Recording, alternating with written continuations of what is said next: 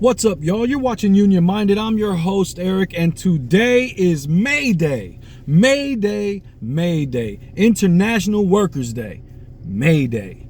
We don't really celebrate May Day officially here in the U.S. because the capitalists stopped us from doing that long ago and instead preferred a Labor Day holiday in September as opposed to International Workers' Day on May 1st. But activists all around the world, even here in the US, do celebrate May 1st. It may not be a federally recognized holiday, but best believe union people know May Day.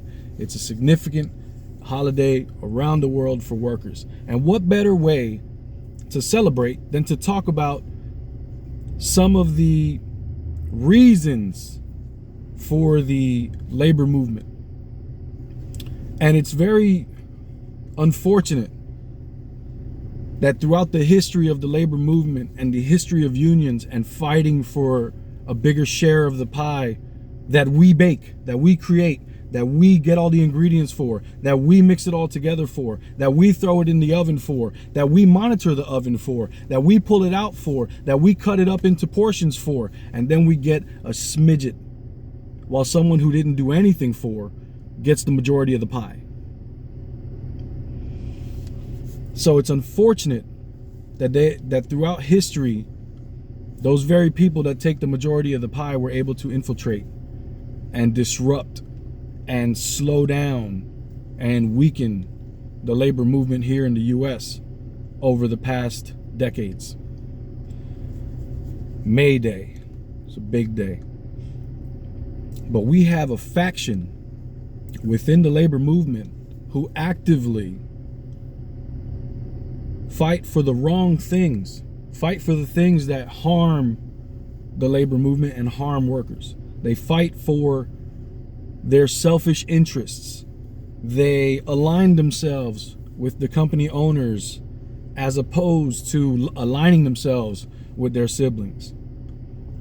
They have a millionaire in wait attitude about life as opposed to a we rise together attitude about life. And the saddest part of that is we've been robbed. Your parents have been robbed. I've been robbed from the point I was a child until now. And my children are getting robbed because of the wage theft that has gone on over the past 50 years to the tune of $50 trillion. That's how much of the profits we don't see since the 1970s.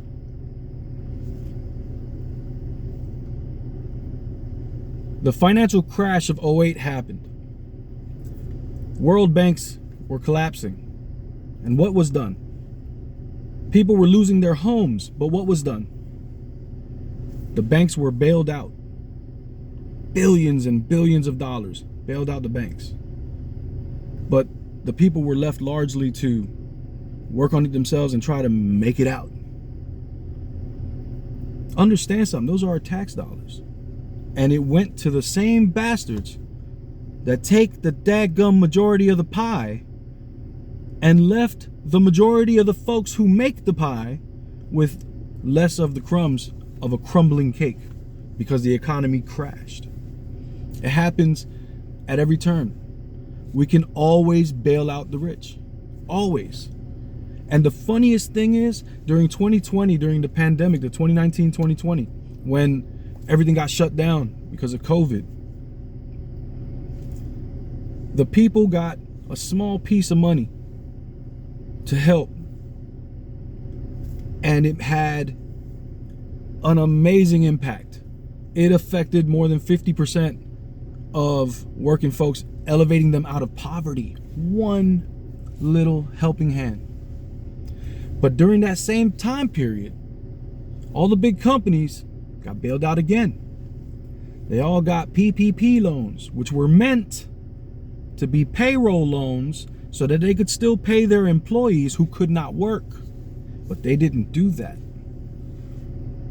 Instead, they took that PPP money and reinvested it in their companies for stock buybacks once again. And when the economy rebounded, and mind you, we got that one little stimulus check, and half of the people were complaining that the other half were getting a check. We have a faction that seems to not like working people, but they are working people, and they hinder the fight so bad. The pandemic came and rocked us, and the other thing that the pandemic showed was just how important every single working person was. We became essential workers. It was vital that we showed up to work. I was labeled an essential worker, had to work through the entire pandemic. It showed the value that workers are to the economy. Now, I would say that we are the economy. And they love to divide us up by saying middle class, lower income class. But that's a lie and an illusion. Brothers and sisters, if you work 40 hours, or if you have to work for a living, if you have to work every day, if you have to show up somewhere to perform a task in order to have wages so that you can then survive, I don't care how much money you make. If you have to go to work, you are in the working class. I don't care if you're a doctor, you're in the working class. I don't care if you're a lawyer. If you have to work, you're in the working class. I don't care if you're an electrician, if you're a bricklayer, if you're a flight attendant, a teacher. It doesn't matter. You're in the working class. There is no middle class. Every one of us is an illness away from abject poverty and destitution. Every one of us. Because we've allowed a system to be built that disregards the working class. Because there's always another worker lining up to feed himself, because we're all starving. May Day is a lovely day to point out those bastards stole $50 trillion from your parents, from you as children, from you today, and from your children. And they will continue to do so. Unless we get past all the nonsense and unite under the banner of the working class. Because let me let you know something. It's on the left and the right that they're doing things for those bastards that take the whole pie. It's not like it's just the right or just the left. It's on both sides of the aisle politically. And these capitalists were smart. They infiltrated unions in the 70s and 80s. They groomed members into positions of leadership where they would then kowtow, bend rules, and do things to benefit the employers. This happened in the labor movement. Those capitalists are wily little bastards. And they infiltrated labor.